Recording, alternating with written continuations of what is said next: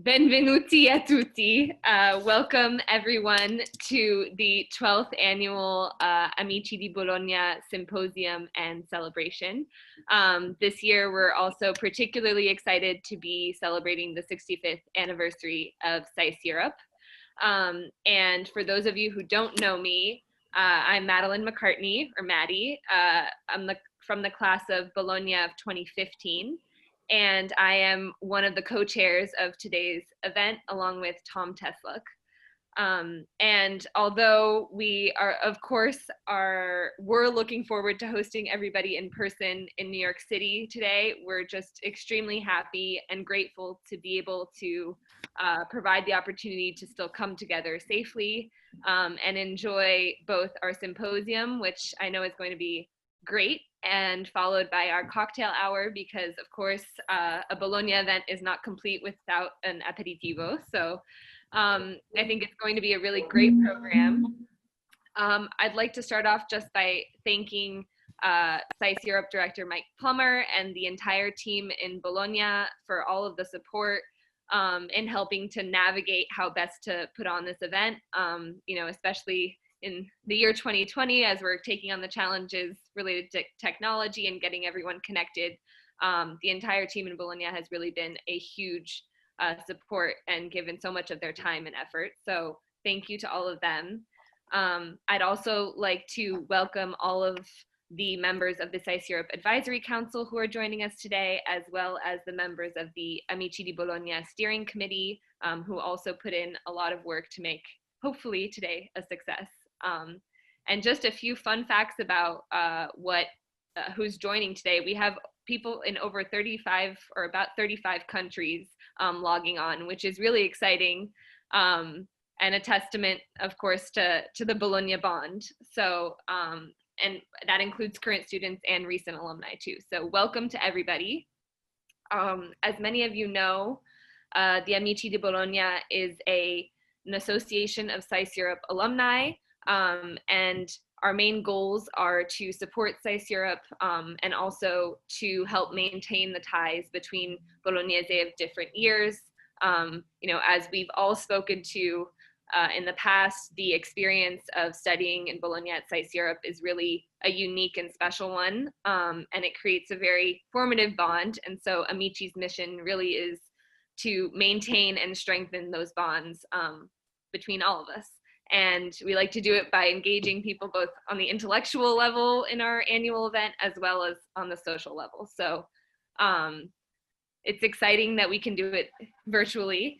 And of course, part of the mission is also to use our annual event to help raise funds to support SAIS Europe. And this year, we've launched a new initiative in honor of the 65th anniversary. It's an expansion of our previous Amici di Bologna fellowship program, but it's the Amici di Bologna Student Fund. And as you can see from the slide that we're sharing, it helps support both internships and fellowships for students, as well as experiential learning opportunities. So that includes things like staff rides for whoever may have participated in one of those, field research, among other things. So we're really excited about this initiative. As you know, we usually charge tickets for our in-person event, and this year the registration for our event was free. So we're really encouraging people to contribute and donate to the fund. And we are also very fortunate to have received a matching gift offer from SAIS Europe Advisory Council Chairman James Anderson. So all of the contributions made to the Amici di Bologna Student Fund will be matched at 100%, which is really an incredible way to make a huge impact. So as you can see, we've raised $23,700 to date. Our goal for this year is $30,000. So please, while you're enjoying our program, consider contributing so we can hit that mark. It would be really great to finish off today with an announcement that says that we've hit the target or surpassed it. And we are going to be sharing the link to donate right now in the chat, and we'll continue to share it at different points throughout the event. And so on that note, I would really like to especially thank the people who have contributed at the Ottimi, Grandi, Nuovi, and Amici levels, who are listed here on the slide. Thank you so much for your generosity and your support. I know it means a lot to the school, and especially in these sort of unprecedented times, it's a great way to have an impact on student lives. So thank you to all of you. On that note, thank you everyone again for joining. We're really excited about the program.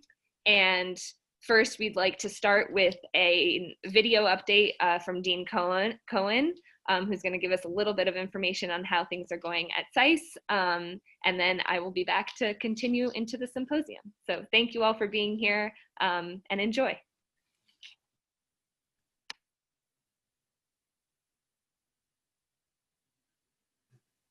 Hi, this is Dean Cohen, and I want to congratulate you on 12 years of the Amici di Bologna celebration.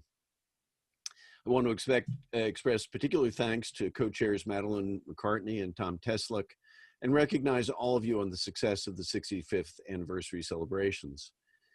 I also want to say a particular word of thanks to our generous benefactors, beginning with James Anderson, who's given a truly transformative gift to SAIS Europe, and Bob Abernathy, who has endowed a professorship whose inaugural holder will be none other than Romano Prodi.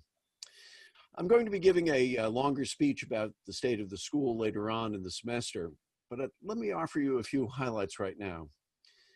The fact is that despite COVID, we have made enormous progress in building a better, stronger SAIS, revitalizing our curriculum and internal organization, forging ahead in virtual and online education, creating new degrees like our practitioner's doctorate in international affairs, which will soon be available in Bologna, and securing our financial future. We have done all of this with tremendous backing in terms of both expertise and financial support from Central Johns Hopkins, and in particular, President Daniels and Provost Kumar.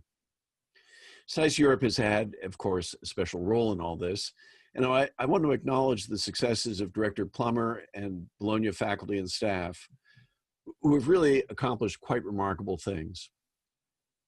Within Johns Hopkins universities, a lot of our laboratories are open, but SAIS Europe is the only part of the university where we are physically holding classes. Not just that, SAIS Europe is hosting HNC in Exile, demonstrating the strength of our three-campus system by bringing in faculty and students from our Hopkins Nanjing Center and greeting them with true Bologna hospitality. The truth is, there have been a lot of good outcomes as we have transitioned through the pandemic. We've been talking a lot at the school about resilience, and throughout the school, we've also been demonstrating it, not merely persevering through a crisis, but making ourselves stronger as a result of it. Here in Washington, SAIS DC is developing a one-school approach that is going to replace isolated departments with a common, if diverse, identity that we can all celebrate. Well, that should be familiar to you, because that's exactly what SAIS Europe has done for years. And all of the Washington faculty and staff are learning from that model.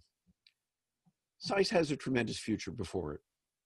We are discovering new ways of teaching and learning, both virtual and online, and collaborating within the school, across divisions, and in the broader world. Within a couple of years, we'll be moving to our spectacular new facility at 555 Pennsylvania Avenue. And we are achieving much deeper integration of our three campuses and their faculties while retaining the unique qualities we all prize. Alumni, of course, have been indispensable to these efforts, and I want to recognize the Amici di Bologna Student Fund effort and thank you for your generous support of it. This fund will help attract the best students to SAIS and allow them to enjoy formative experiential learning opportunities that enrich their experience at our school. So thank you. Thank you for your support of Bologna and for SAIS as a whole. I wish I could be with you there to celebrate. Hopefully next year we will. In the meanwhile, stay safe and well and enjoy this very special celebration.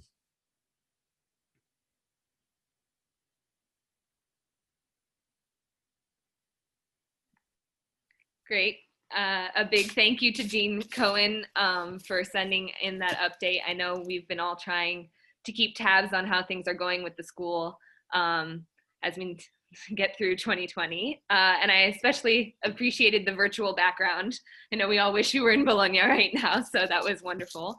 And I now like to open up officially the symposium portion of our event.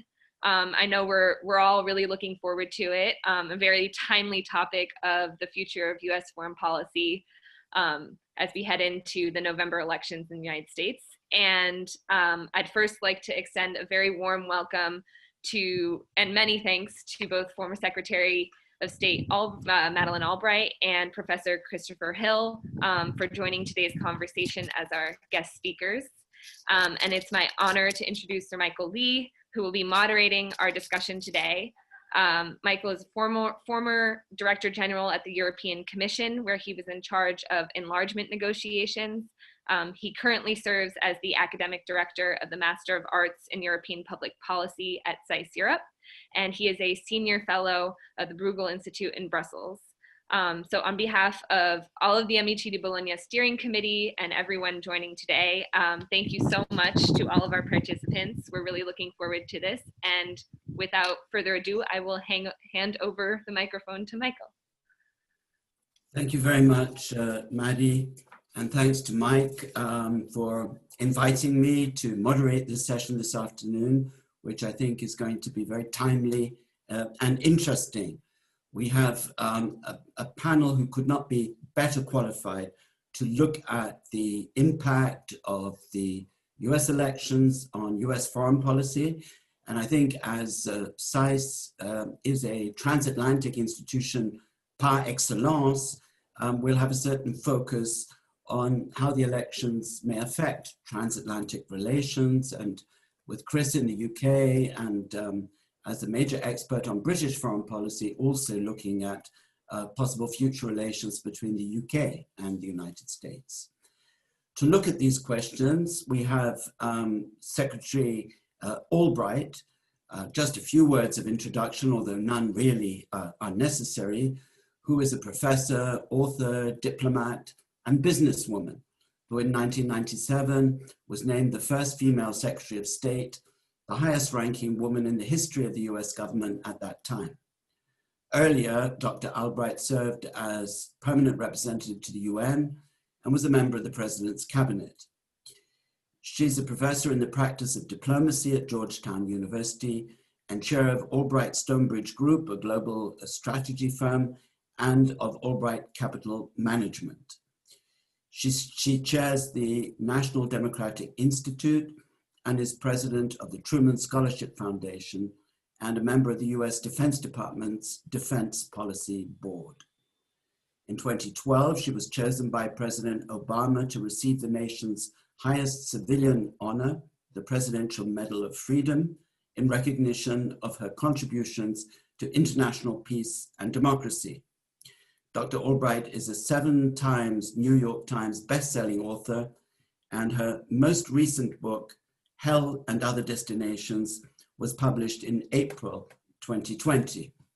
While preparing for the session this afternoon, I discovered that Dr. Albright's alma mater was Wellesley College, which touched me very much, as my first job as an academic after getting my PhD at MIT was at Wellesley. So we have a distant link there at Wellesley College. Christopher Hill is Emeritus Professor of International Relations and Fellow of Sydney Sussex College at the University of Cambridge. He's Senior Adjunct Professor at SAIS Europe and formerly Wilson E. Schmidt Distinguished Professor at SAIS during the period 2016 to 2019. His latest book is The Future of British Foreign Policy. There are so many places that we could begin the discussion this afternoon, but I thought I would ask Secretary Albright to begin by suggesting to us how we might characterize the state of the international system today. In these days, not only of COVID, but also of populism and strongman leadership in so many countries around the world. Have we returned to a condition of competitive nationalism? Are the assumptions of the globalization era no longer tenable? And as a friend of mine at Brookings, Constanze Stelzenmuller, put it, is normal over? Secretary Albright. Well, I'm delighted to be a part of this. And one thing that was left out is I went to SAIS for a year in 1962-63 and never was able actually to get abroad to Bologna, but I had to transfer to Columbia. But I'm delighted to be a part of this and very happy to be with all of you. Let me just say, the world is a mess. That's a diplomatic term of art. Because the various institutions that we thought were going to be really more operational in the 21st century are not really working. When I was working for President Clinton, he was constantly building bridges to the 21st century, and we were sorting out how we were going to behave. By the way, I'm the last Secretary of State of the 20th century and the first of the 21st. The only problem is that I started saying that a few months after I was named, which was presumptuous that I would stay the 4 years. I did stay the 4 years, so I am. But I do think that I am very troubled by the things that are going on. I do think I have kind of spoken about two mega trends and their downside, which are very much a part of what we're dealing with now. One is globalization, which is not a four-letter word. It is really a lot of us benefited from globalization in terms of being able to be citizens of a much larger scope. But it does have a downside. It's faceless. And so people want to know what their identities are, which I think everybody's entitled to know where we come from and various aspects of it. The only problem is if my identity hates your identity, it becomes dangerous, and nationalism is dangerous, and hyper-nationalism is especially dangerous. The other mega trend is technology, which has been remarkable in terms of things that it has done. And I love to talk about the Kenyan woman farmer who no longer has to walk tons of miles to pay her bills. She can do it by mobile phone, and then she can get an education or start a business or really be a part of her society. The downside of it is that it has disaggregated voices, and people don't know where their information is coming from. They are motivated by social media, as for instance happened in Cairo for Tahrir Square, without really knowing how to come together. I do believe in political parties. So that is the downside of that. And so I do think that we are now dealing, even if it weren't for the virus, which is, I'm sure we will talk about, in a system where a lot of the institutions that we've operated with started after World War II, a very different era. And they do need a little refurbishing.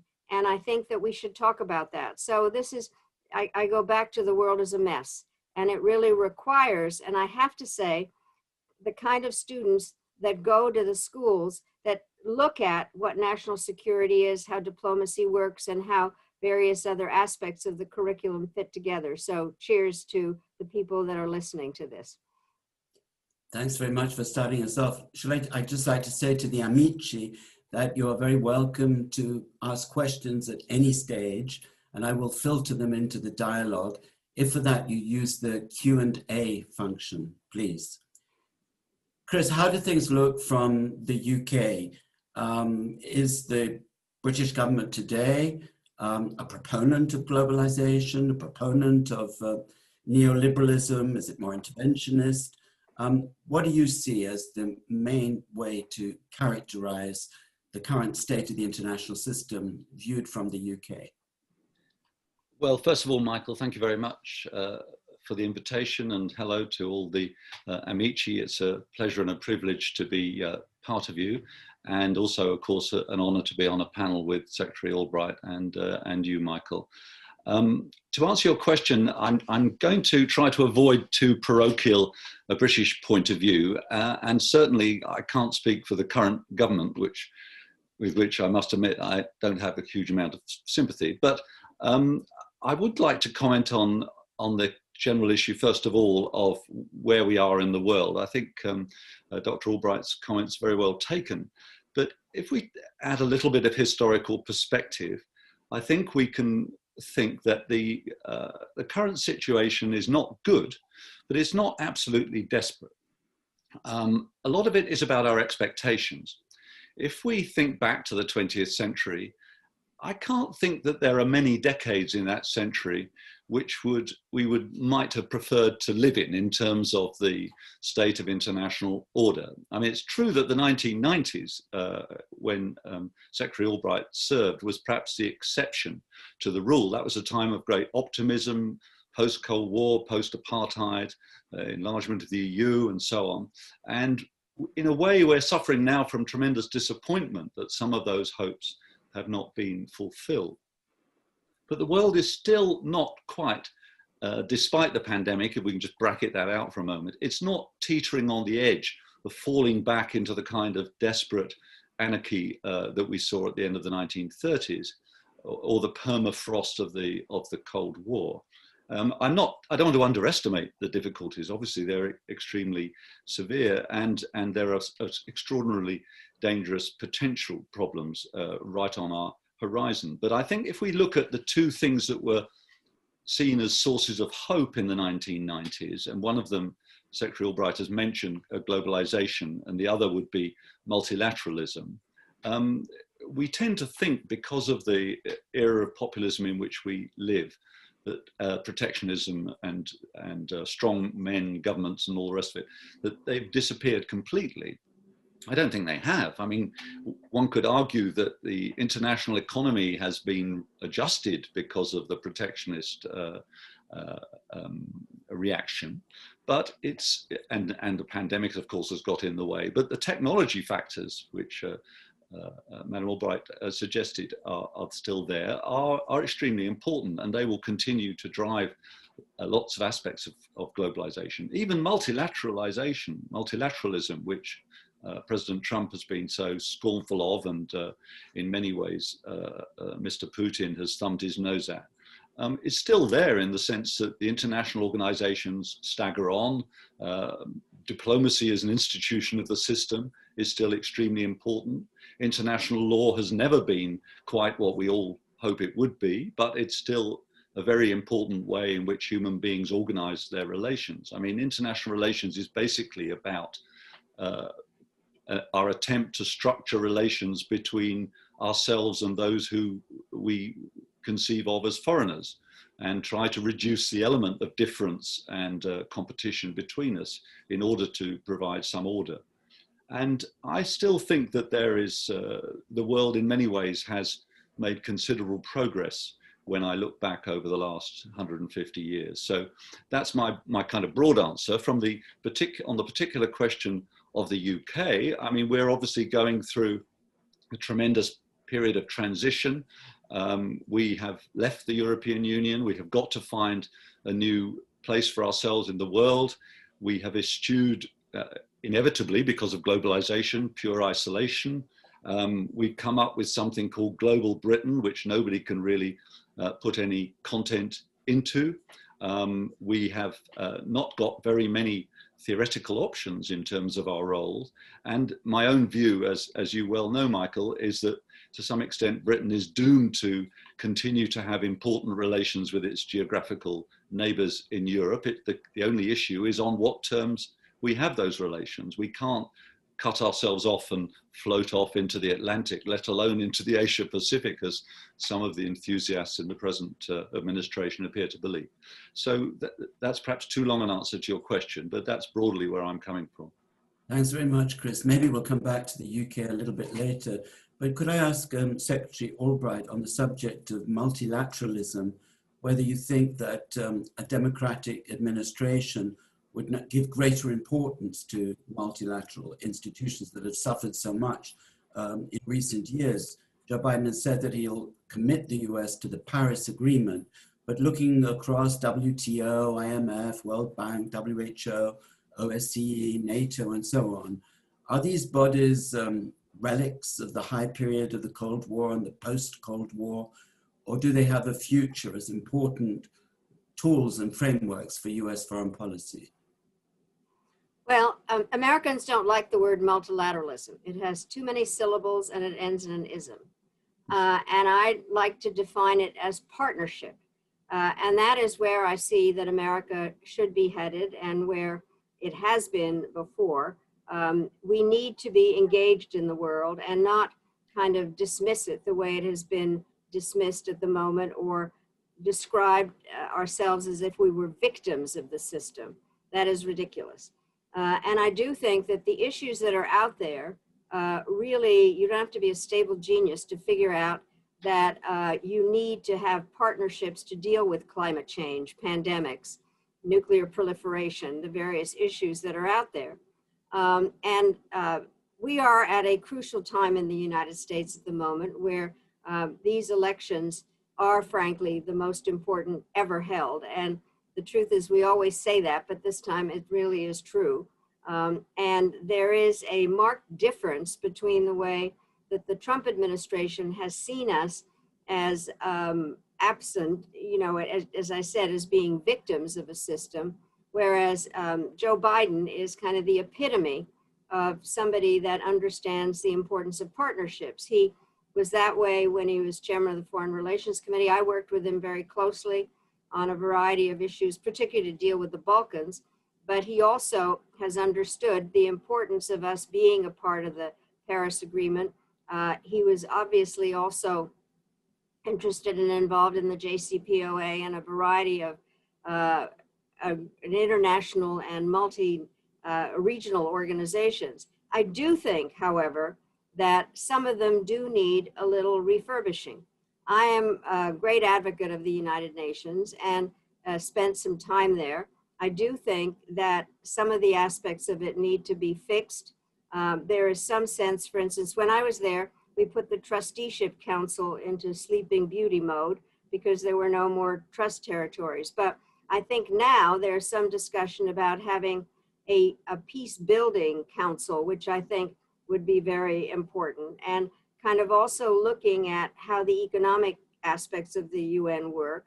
I do think also that what's unfortunate sometimes about the UN is that there's the dictatorship of the alphabet, and somebody becomes chairman of the Human Rights Committee that shouldn't be there. So there are things. I do think the WHO needs some fixing.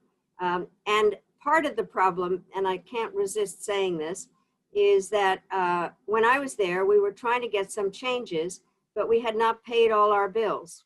And it was made it very difficult for me to have leverage. So our best friends, the British, in that case, Malcolm Rifkin and the General Assembly, delivered a line that the British have been waiting to deliver over 200 years, representation without taxation.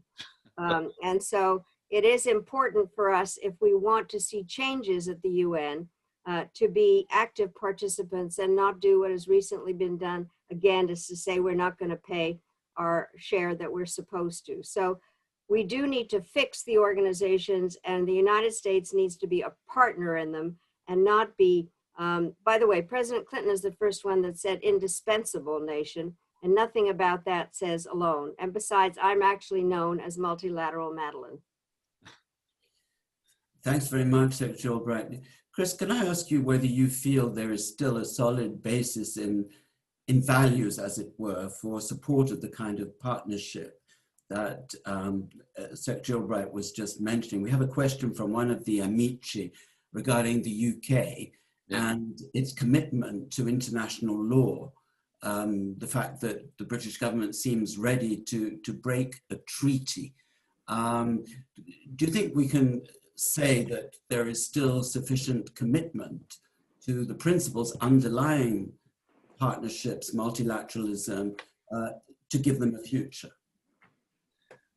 Yes, broadly speaking, I do. I know perfectly well why people might think at the moment the British government has distanced itself from the traditional belief in pacta sunt servanda, or agreements are for the keeping. And I deplore it. Looking back at the history of international relations, even democratic powers have occasionally taken a fast and loose approach to international law. It wouldn't be the first time. So, but it's deplorable in general, of course.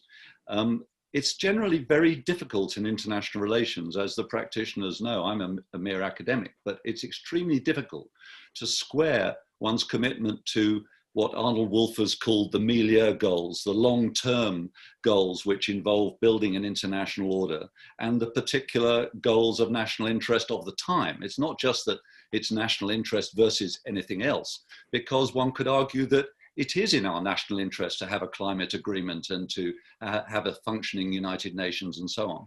But it's as often as not the short versus the long term, which is the really difficult issue. And also, of course, international law is by definition ambiguous. It is often said that it's not law truly called, and there is no enforcement mechanism for the most part. So it relies on states building it in to their own procedures. That's why foreign ministries have lots of legal experts, and we hope that most of the time they bend the ear of the politicians who might be tempted to break it.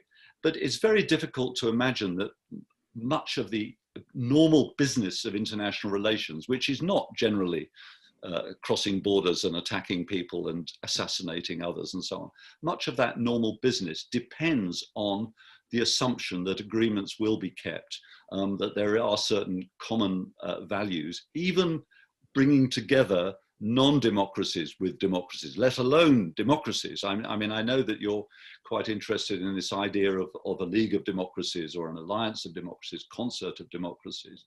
And I think it would be a terrible shame, even if we were able to achieve such a thing, if we did that in a rather inward-looking way and said, well, the rest of the world can go to hell in a handcart as long as the democracies can provide a kind of stockade around themselves.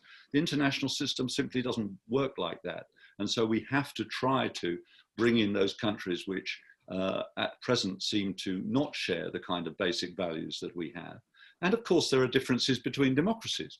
You know, the United States is an exceptional power. It's always had a sense of its own exceptionalism. At the moment, under President Trump, that is particularly accentuated, but it is also a very unusual power, which we simply have to come to terms with. And Europe, of course, has got a different history, or lots of the European powers got different histories from each other. So we have to somehow cope with that diversity. You know, again, international relations is about coping with diversity. Thanks, Chris. Could I ask Secretary Albright about this notion of an alliance of democracies? Is this a matter of principle, of values? Is it operational? What form might it take in the future? Well, what is interesting is we've gone through a number of phases in this. And when I was in office, we had something called the Community of Democracies, that our first meeting was actually in Warsaw.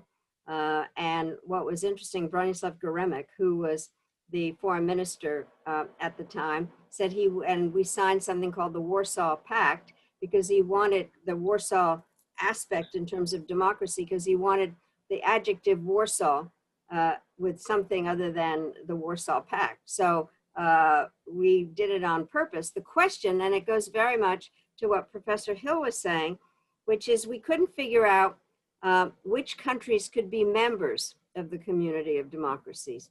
And did you take in those that were not full democracies? And it was one of our major questions, frankly.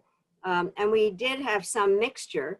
It continues to function, this Community of Democracies, and is chaired by different countries at different times. But there continue to be questions about how it works.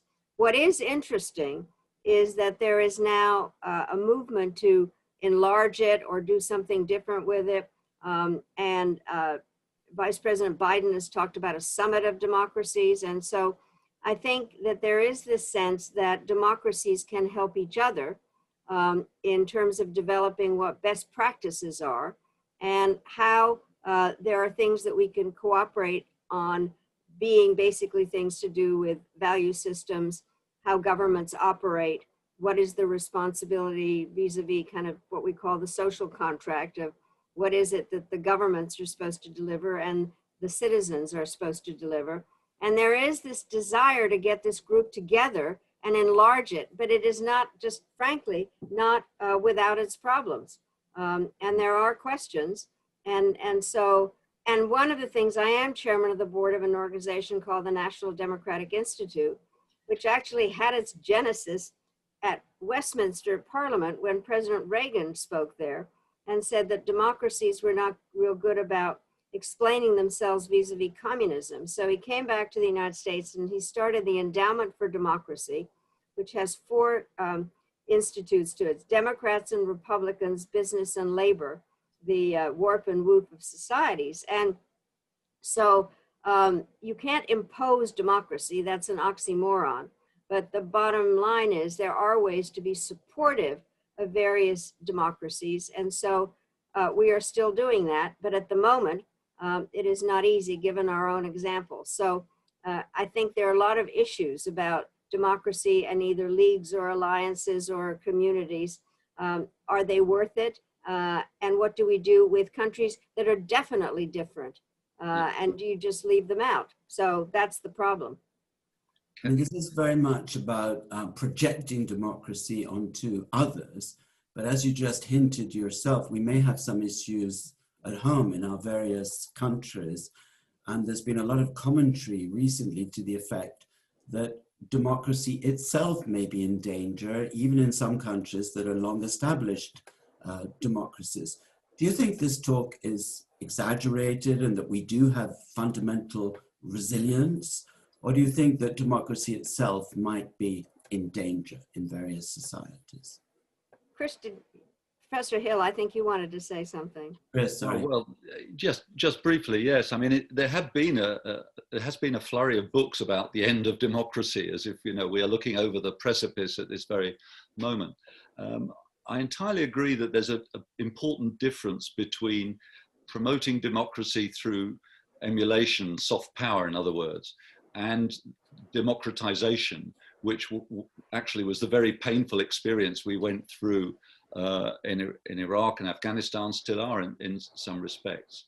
And the idea that one can impose democracy, I think, is extremely difficult one to take on board. But one can help out, both in practical financial ways and benchmarking, advice, and so on. But of course, the more you have megaphone diplomacy, and which basically is self-regarding, saying, well, look at us, we're so successful, and why don't you follow us? Then you invite the criticism that, well, look into your own eye and actually how well are you doing? And the European Union, of course, has at this very moment very difficult issues with Poland and Hungary and indeed Britain in terms of their attitudes towards the fundamental principles of democracy, which then in its turn raises the question, well, what is democracy? Is it just one vote every 5 years? Or is it a process? Is it the rule of law? There are so many different definitions of it, and one could put one's money on different priorities.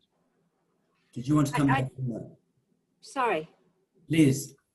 I do think, by the way, the book that I wrote just before the one, Hell and Other Destinations, has an even crazier, scarier title. It's called Fascism, A Warning. And I might change that now to Fascism, an Alarm. And I was trying to figure out what was really going on in terms of increasing divisions within countries, and certainly in the United States. And so I decided to go back and look at some parts of the 20th century. And I obviously looked at Mussolini and Hitler, and then took a look at Spain, but then also was looking at more modern problems that are going on, Hungary and Poland, and then the Philippines, Venezuela. And I also think that communism is a fascist form of dictatorship. And so I am worried, very worried. And part of it has to do with this, is that there are divisions in society. There's no question, due to economic issues as much as anything, and now even more some of the things to do with ethnic identities. But what happens, and this is what Mussolini did, was align himself with one group at the expense of another, create a scapegoat. And then the Germans took that to a whole other level. That is what is going on in a number of different countries. And I am worried about things that are going on. And I think we have to call it out in terms of the fact that there is this division, that there is a sense that the rule of law. By the way, fascism is not an ideology. It's a process for gaining power, is my definition. And so disregarding the rule of law, saying that the press is the enemy of the people, disregarding the views of others.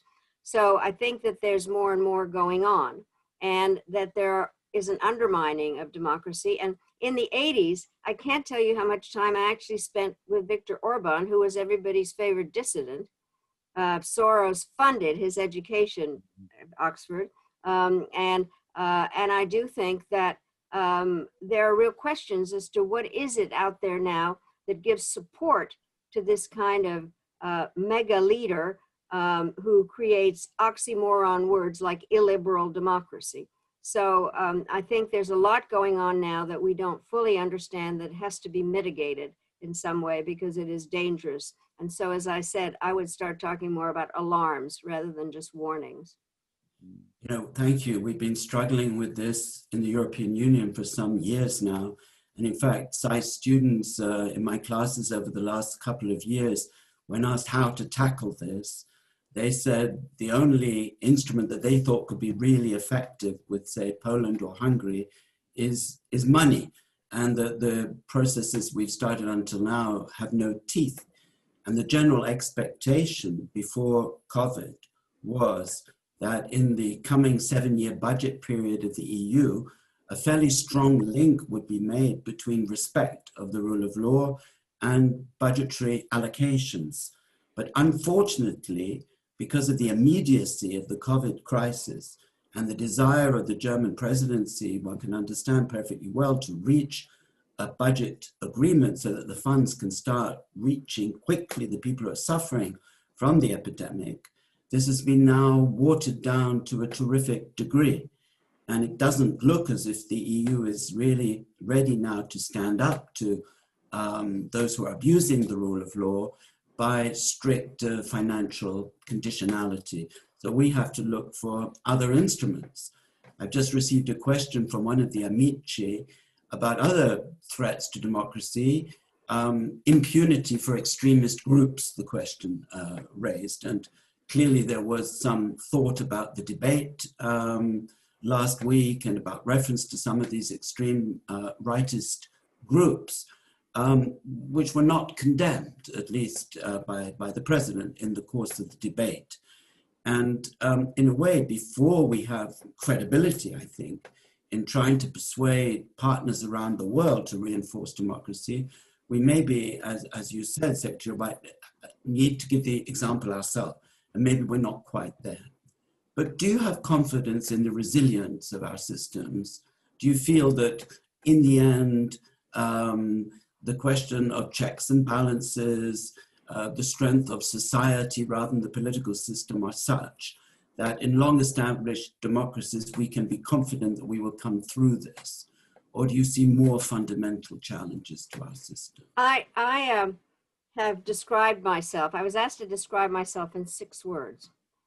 And I said, worried optimist. I'm now saying alarmed optimist, problem solver, grateful American. I am a naturalized citizen whose parents escaped once from fascism, and then when the communists took over Czechoslovakia. And my father on a regular basis said Americans took democracy too much for granted. And at the same time, he admired American resilience. And I do think that there is resilience.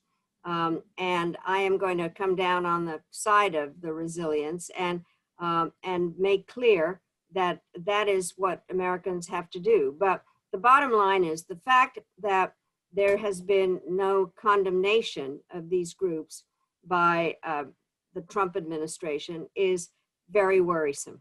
And it is very much a subject that is out there now that we have to make clear, those that are opposed to, not just opposed to democracy, but also undermining it in a number of different ways. What I find very hard is I do think that the United States is going through a simultaneous problems, obviously the pandemic, and then systemic racism, some very serious economic disparity, and then just generally trying to figure out what the role of government is. And So it is a very hard time. And I have been telling people that democracy is not a spectator sport. And so what we have to do is make sure about the voting. And I have to say, to my students, and I'm teaching graduate students at the moment, is my hope is in them.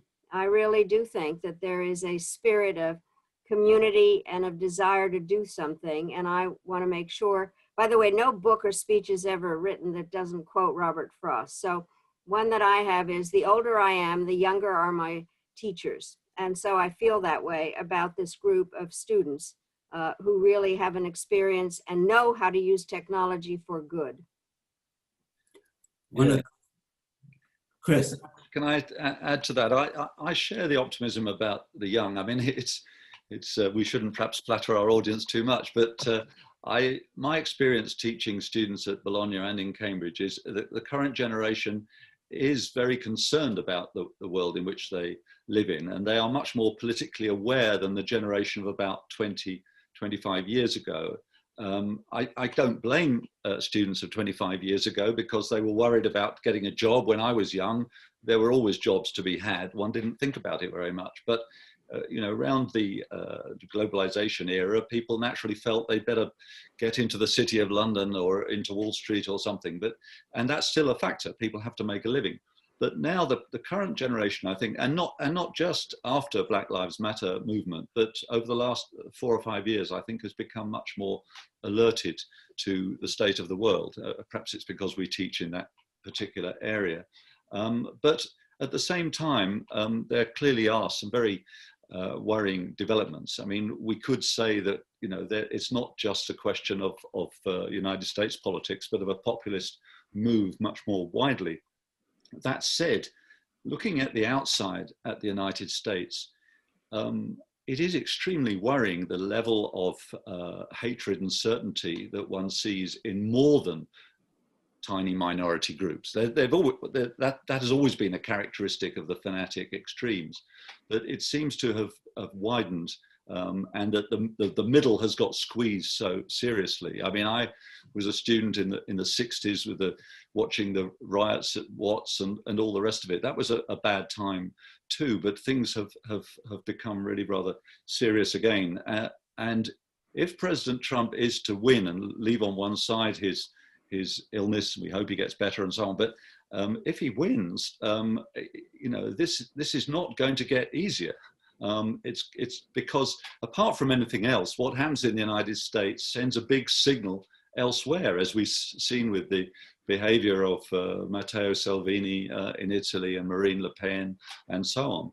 And it's always said in the papers, I don't know how really true it is, that the leaders of Russia and China, hope for a victory of the current president. I mean, I'm sure they can play it both ways, whatever happens. There are certain continuities, but it would not make it easier to build those kind of partnerships that Secretary Albright was talking about earlier.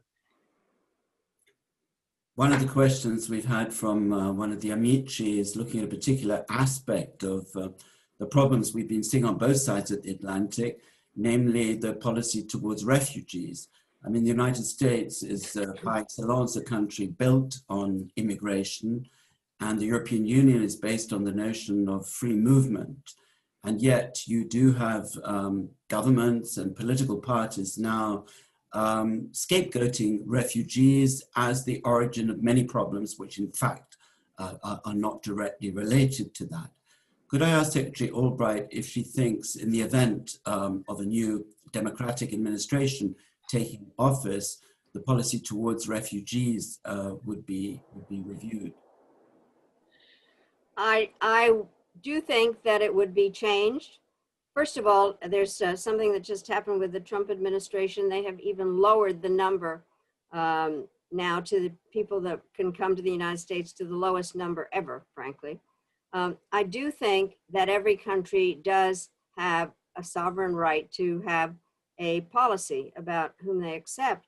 And I think there needs to be new legislation in terms of that, really to understand that people want to come to a country and coming legally. And so some comprehensive legislation needs to be offered. I do think, and I always like to quote my father, what happened, we came to the United States in 1948, at 49, and he said people would come up to him and say, "We're so sorry, your country's been taken over by a terrible system. You're welcome here. What can we do to help you? And when will you become a citizen?" And that's the only country that really focused on the fact that they wanted people to become citizens. And I became a citizen, frankly, between my sophomore and junior year at Wellesley. And nothing, I describe myself as a grateful American. The Statue of Liberty at the moment is weeping. This is not what America is about. I think the other part that surprises me, and you have to recognize that we came to the United States from a Central European country. And at that time, the United States was very much a middle-class country. And I remember my father kind of saying again that in Europe, there was this, the intelligentsia and divisions and students. And he said, "I can't believe that my students are actually out there waiting on tables and pumping gas and doing work that wouldn't happen in Europe." And so I do think the fact that this is no longer a middle-class country, and I am stunned by the divisions between the rich and the poor, and that has to be fixed. There's no question. But this country, and I always feel self-serving in this, but refugees have done a lot for this country. And one of my favorite moments, I have to say, on July 4th, 2000, there was a ceremony at Monticello, Thomas Jefferson's home. And since I had his job, I thought I could do this, is to give naturalization certificates to the new citizens. And as I was giving this man one, he walked away and he said, "Can you believe it? I'm a refugee and I just got my naturalization certificate from the Secretary of State." And so I went up to him and I said, "Can you believe that a refugee is Secretary of State?" And I do think that America has been open and that we need to get that back. And I do think there needs to be legislation that reflects this view. And I am sure that a Democratic administration would work for this. Chris, the same is true to some extent, obviously, in Europe. I mean, the current prime minister is of partly Turkish descent. In France, some quarter of the population's parents were born outside of France and so on.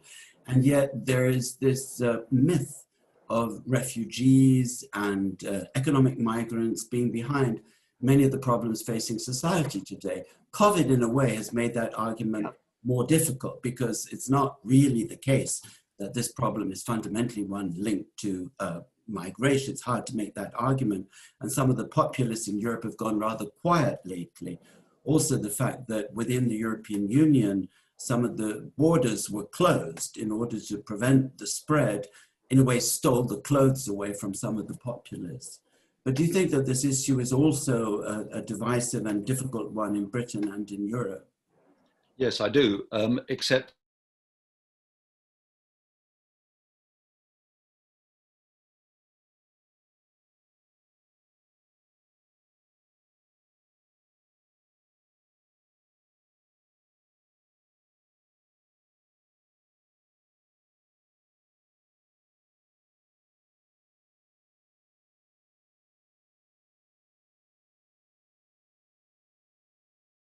but okay, good. We're back.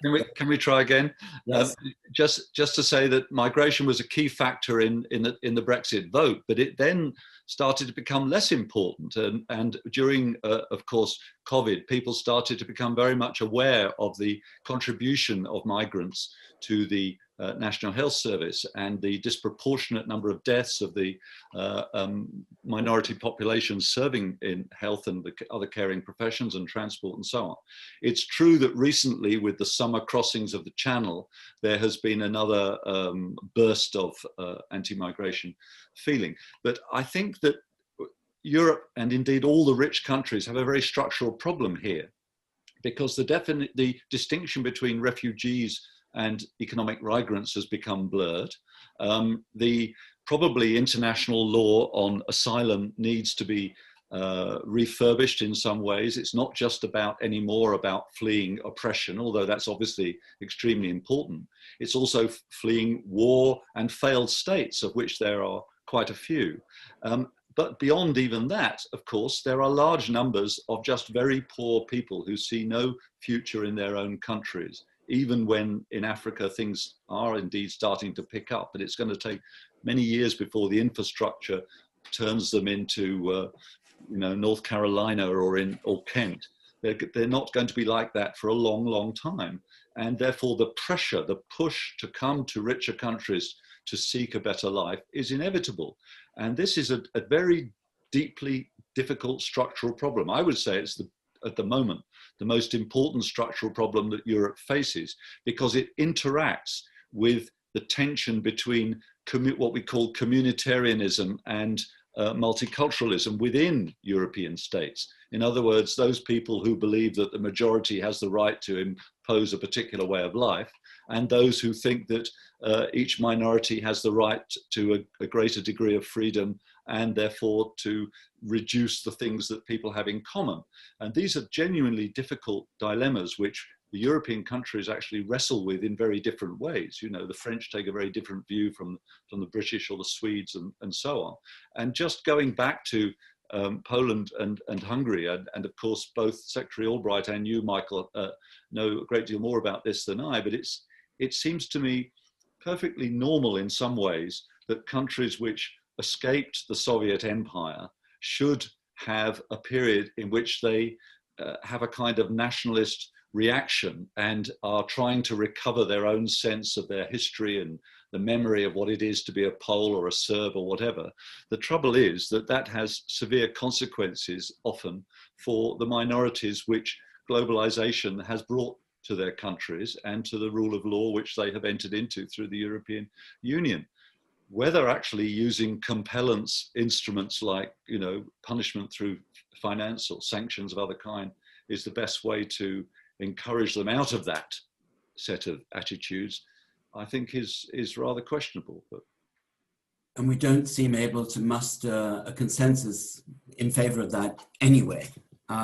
Some of these leaders made the tactical decision to join this alliance of centre-right parties, the European People's Party, which to some extent is a framework for exchanging favours. And there was a risk that this party would no longer be the largest in the European Parliament if Fidesz, the Orban's party, were to be expelled. And so they were not expelled and they're still there.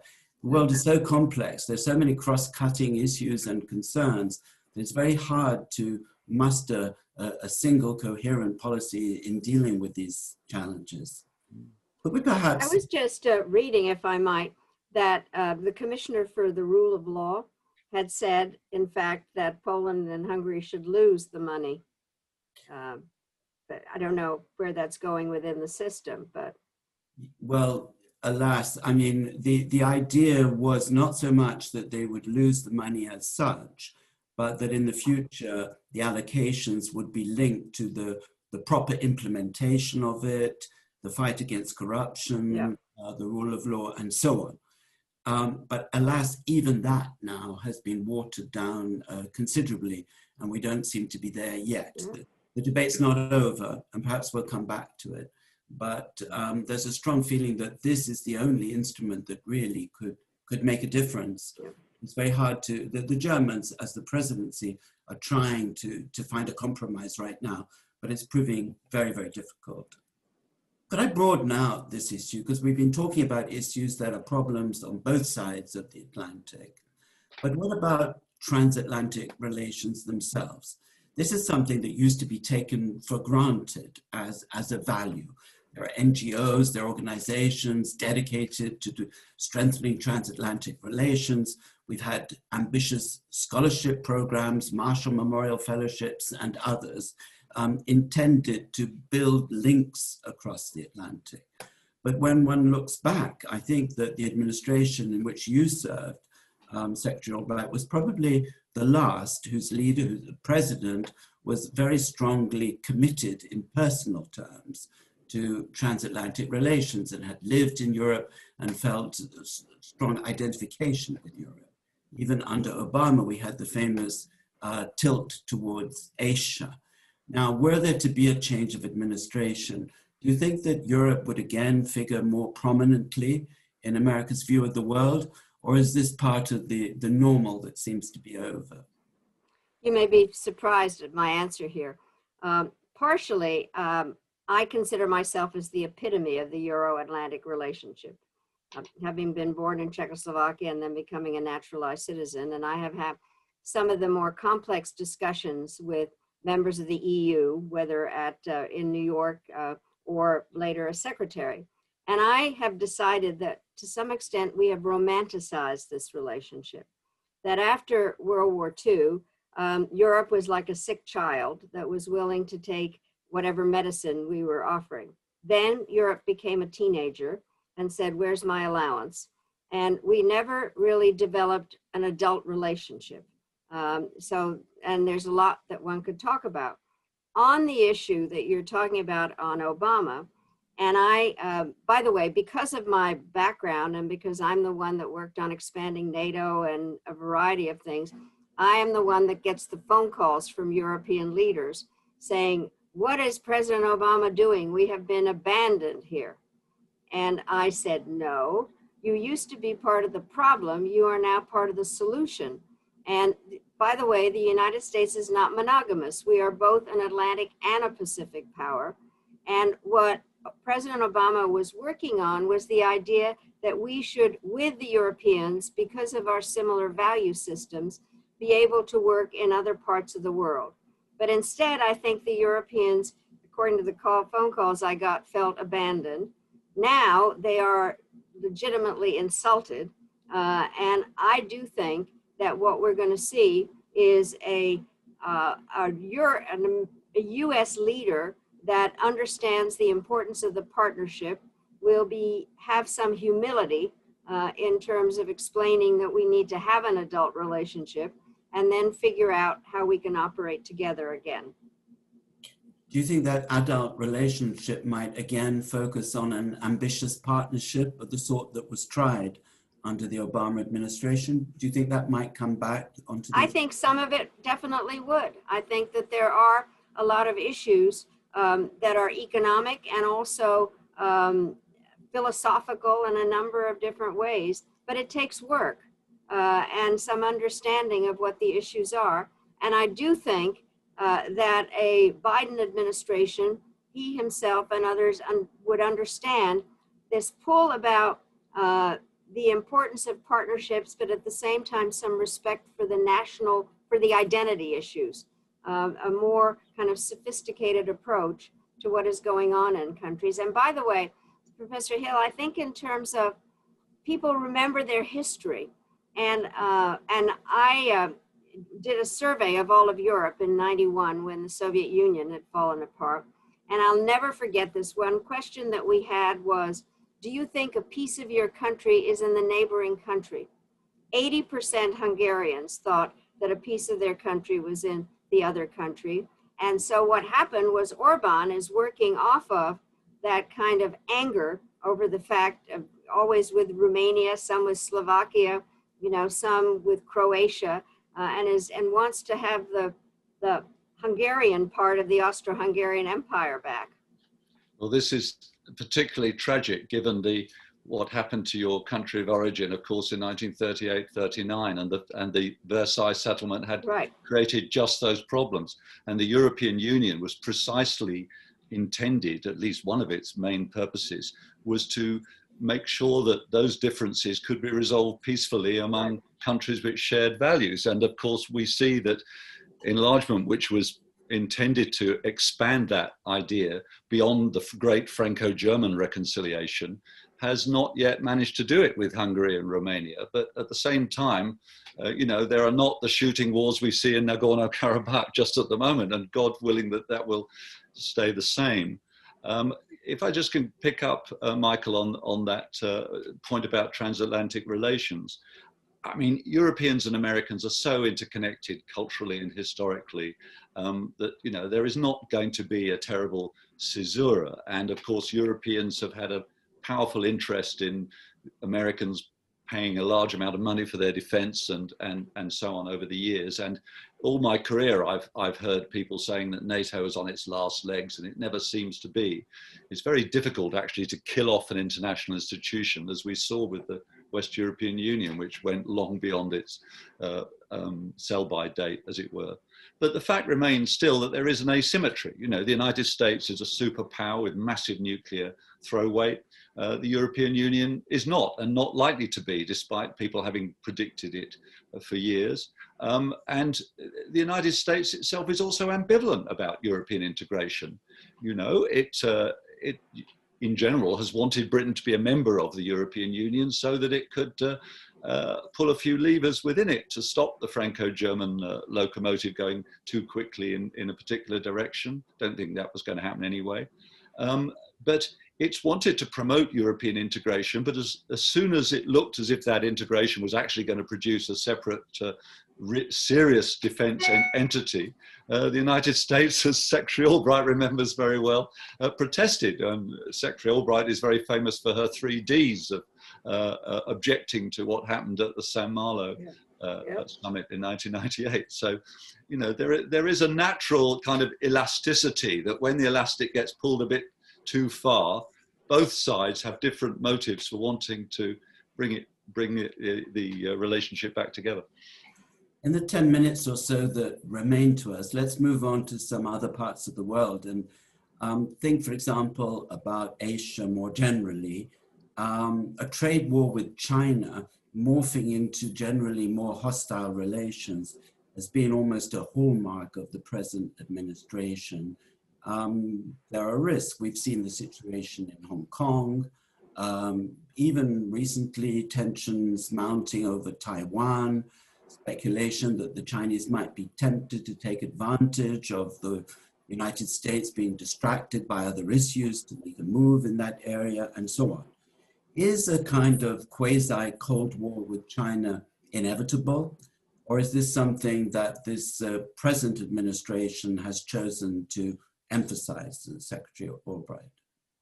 Well, definitely this administration is emphasizing it, but I can't tell you how many seminars and things I've been involved in terms of talking about China and rising and Belt and Road and all those different things. I do think that this situation is one which is incredibly complicated because they are out there. The US has been AWOL, and so the Chinese have been filling that vacuum in a number of different ways.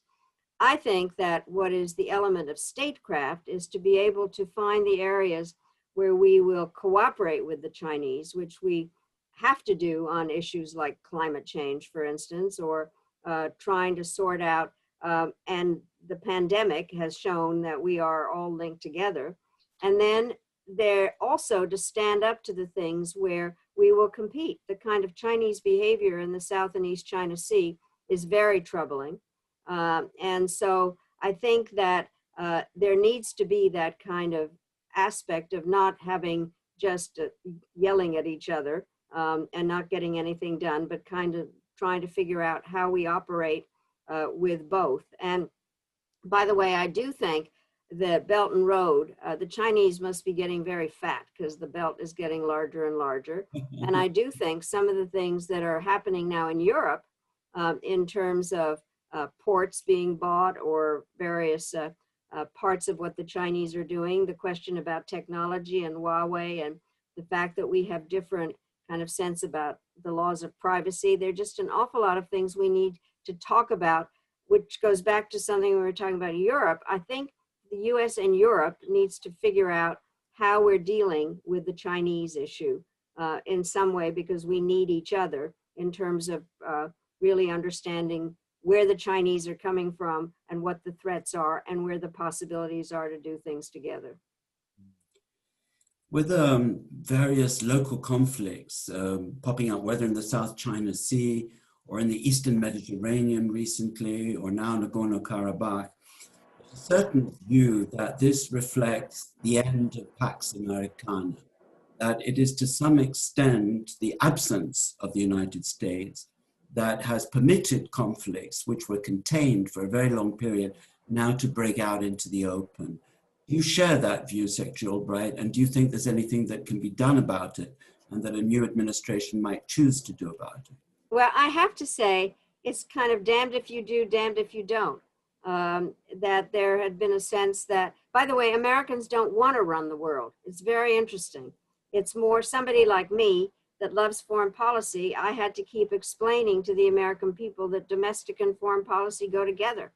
And I do believe that we would like to see more partnership and not dominance.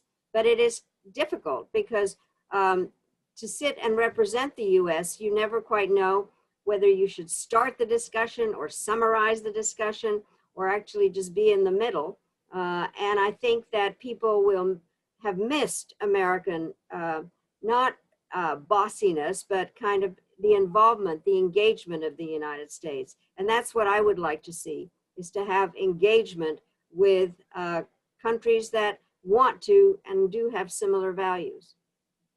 We have a question from one of the Amici about the Middle East, and particularly about whether the question of the Arab-Israeli conflict has got to the point now that a two-state solution is no longer imaginable. Do you think that a future administration might get back to seeking to promote a two-stage solution, or do you feel that that is now gone?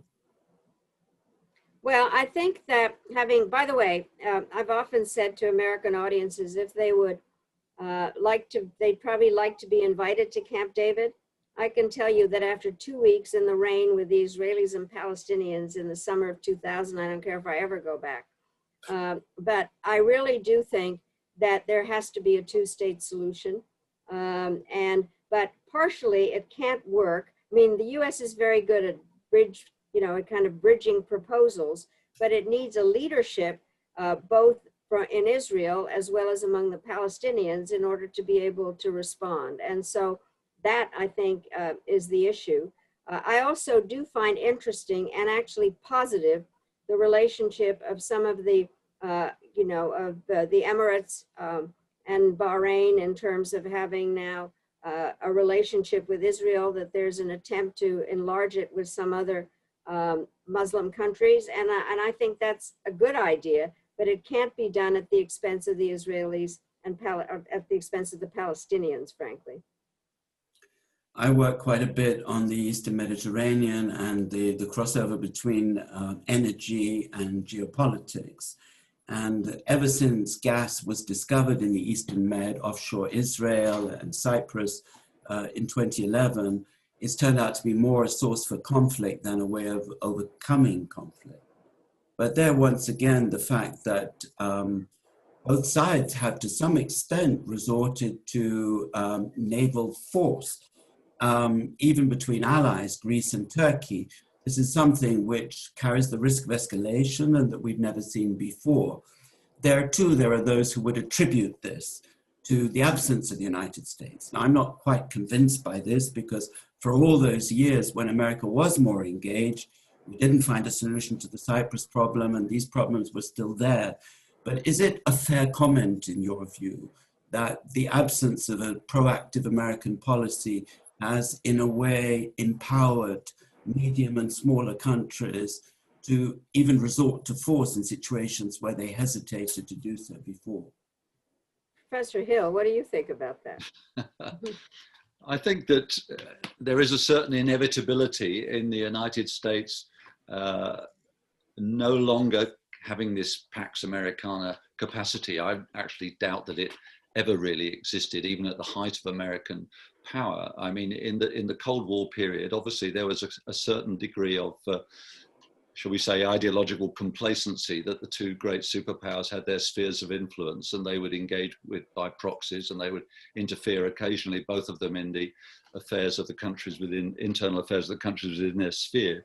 Once you leave the Cold War, and we had this period where the French talked about the hyperpuissance, the United States was now going to run things, and the new international order of the first Bush administration and so on. That pretty soon dissolved, didn't it, under the heat of events. And I think now the difficulty is that the Russians and the Chinese have, in their different ways, started to reassert the notion of a sphere of influence, but there are no clear boundaries to it. And the United States is not actually totally sure as to whether it wants to have its finger in every pie globally, or whether it can do. And therefore whether its responsibilities are constantly being called into action. And when you complicate that by American domestic politics, I mean, you know, in some ways President Trump is seen as a non-activist foreign policy president. I think he's still been pretty active in lots of ways. He's just been erratic, you know, all those summits with North Korea and the Middle East peace plan and so on. This isn't an isolationist administration. It's an administration which is not absolutely sure of its vital interests as opposed to its intermediate interests. And it will be very important if we get a Biden presidency, not only that it starts to build partnerships again, but where it can't build a partnership, if it's with Putin or Xi or whatever. And I hope that on climate, you know, the recent Chinese initiative could be responded to. But if it can't build those partnerships, then it needs to be, in Kissingerian terms, extremely clear about where it might react to a vital interest being brought into question and where it won't. We saw in even the Korean War, the United States was very unsure about where its line was to be drawn. You know? I wanted Professor Hill to say something because I really do think Cyprus is their fault. It is. We are a guarantor power of Cyprus. Right. We neglected the intercommunal relations between the Greek and Turkish Cypriots. I lived for many years in North London, where Green Lanes, ironically named, has Turkish Cypriots on the south and Greek Cypriots to the north. And they live perfectly well together. And the women listening to this broadcast may be interested to know that the cultures were very, very similar in one respect, that the men played cards in the restaurants and the women stayed at home and made the lunch. And so, you know, those cultural differences, once they were off the island, didn't appear to be so important. But on the island, religion, history and culture have turned out to be unmanageable. Yeah. And the British and possibly the Americans in 1974 have not helped with the solution. And we're still with it 40 odd years later. We all have I do think something that we haven't talked about is Turkey. And my theory has been, I have been a Turkophile. And I think that the European Union, by moving the goalposts every time in terms of what the Turks had to do to become a part, have helped to create some of the issues that are going on now in terms of Turkey being a malign force, whether it's over the Eastern Med or some of the things they're doing, well, Nagorno-Karabakh or wherever they're playing. So I do think that there was a lack of understanding between the United States and the Europeans about, I was told many times when I was talking about Turkey by the Europeans to mind my own business. Were you in favor of Turkey joining the European Union? Yes, I was. Well, I wasn't. I think we should have been honest with the Turks right from the start that we wanted a proper friendly relationship, but it couldn't join for a number of important reasons to do with the nature of European internal politics. But unfortunately, you're right, we misled them all the way down the line. Well, that may be, by the way, I took my grandchildren to Turkey, and my youngest granddaughter, when she was 6, she says, I understand Turkey now. We spent the night in Europe and had lunch in Asia. And that is a pretty good description of what Turkey, you know, where they play. But I do think they were misled. I would agree about that. Yeah. Well, I think you've opened the door to a whole new symposium. In fact, the word symposium is very appropriate in this context, as we're talking about Greece and Turkey. But looking at the clock, I think we do have to draw the line at this point. So I'd like to thank you both very, very much indeed on behalf of the Amici, of SAIS Europe, SAIS Washington, for being so forthcoming and open and generous with your time. I think we've all benefited from that enormously. And who knows, we may go on to have another symposium, and I hope you can both join us on that occasion. Thank you so much. Thank you very much. Thank you. Pleasure. Pleasure and a privilege. Thank you very much. And over to you, Mike Plummer.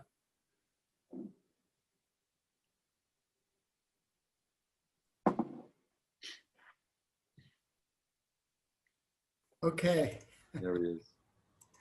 Thanks very much. Welcome everyone. Un caloroso benvenuto a tutti. I'm so glad that so many of you could be here, and I hope everyone is safe and doing well. I'm thrilled about our 12th Amici event. Yes, it's virtual, but I'm sure I speak for all of us alumni when I say that we certainly wouldn't want to go another year without getting our Amici together. So thank you everyone, and a special ringraziamento to, of course, our symposium speakers, former Secretary of State Madeleine Albright, Professor Christopher Hill, and Sir Michael Lee for a riveting and thought-provoking panel. It really was terrific. Thank you to the Amici di Bologna co-chairs, Tom Teslick and Maddie McCartney, and the other Amici committee members, our SAIS Europe Advisory Council members, and all 300 registered alumni present, our ottimi, buoni, and nuovi amici donors, and all of you who generously supported SAIS Europe while registering for the event. Our Dean, Elliot Cohen, and all the SAIS staff who have worked to organize the event.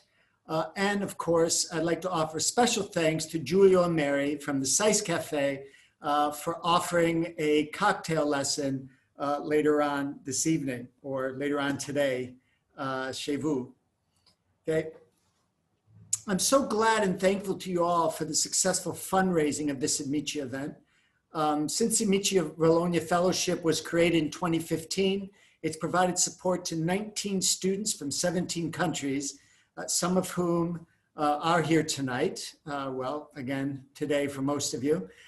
This year, I applaud the initiative to extend the fellowship to a larger Amici di Bologna student fund that supports students with fellowships, internships, experiential learning opportunities, and other things during their time in Bologna.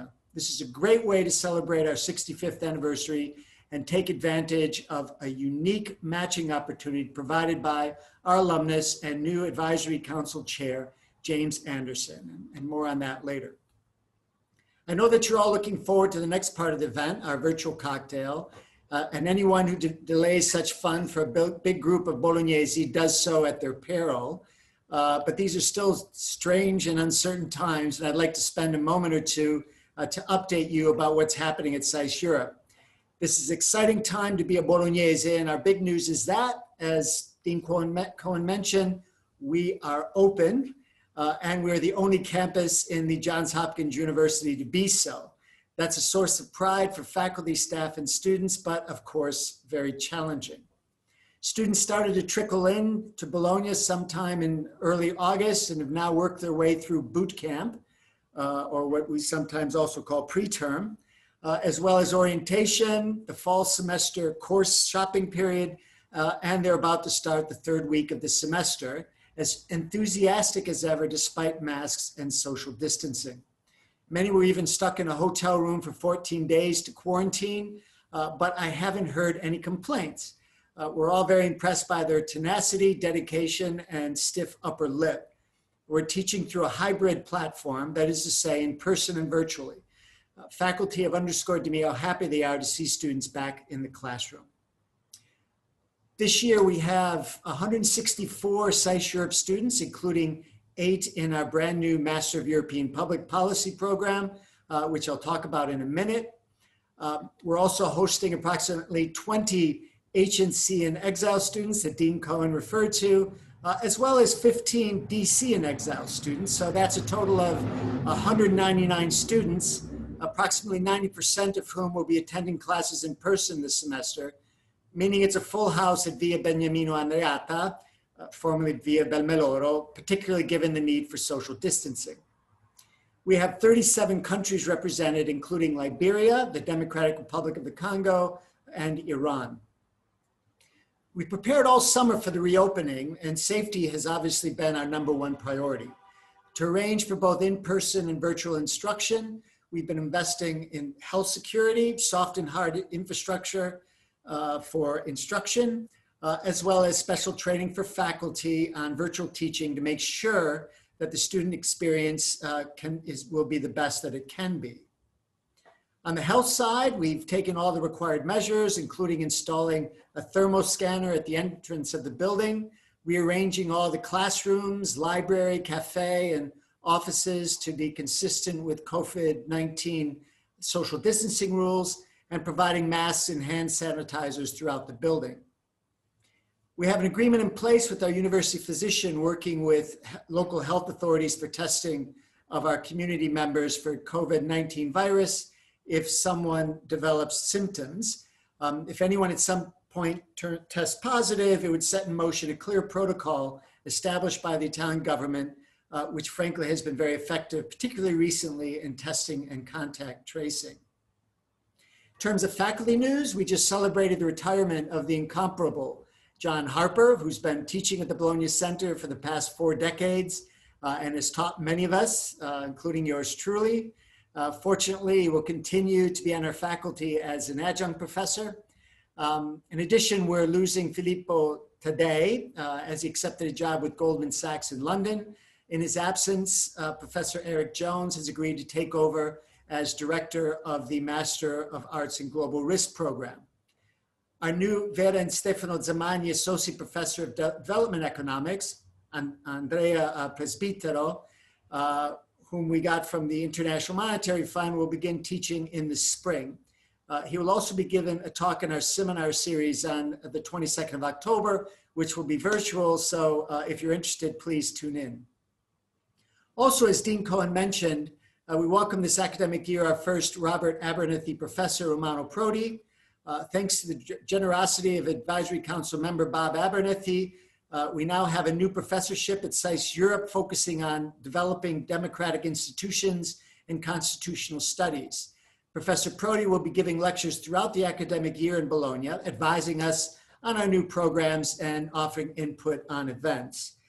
He will be giving this year's Robert A. Mundell Global Risk Lecture on the 19th of October. And again, I hope to see you there. It will be virtual.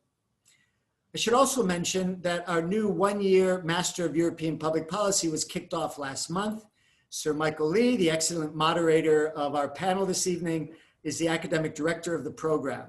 Sir Michael has a PhD from MIT and worked for much of his career at the European Commission and has been a senior adjunct professor chez nous for the past 4 years. He's now working with our marketing, communications, and admissions teams to promote the degree.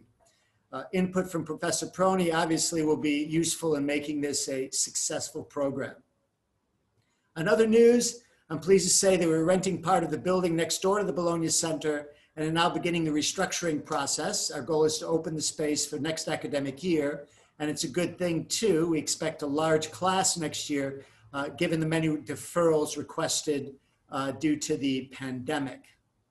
With regard to fundraising, as Dean Cohen also noted, and many of you know, SAIS Europe received an amazing 65th anniversary gift in the spring from Johns Hopkins Board of Trustees member and SAIS Europe Advisory Council Chair James Anderson, who donated $10 million for several key areas of need for Bologna, inter alia, a newly established chair, and funding for students. James's gift includes a $4 billion bucket of matching funds in these key areas, and many of the gifts raised for this event, including those directed to the Amici Bologna Student Fund, will definitely qualify for these matching funds, doubling the benefit for our students. So see you shortly. Arrivederci.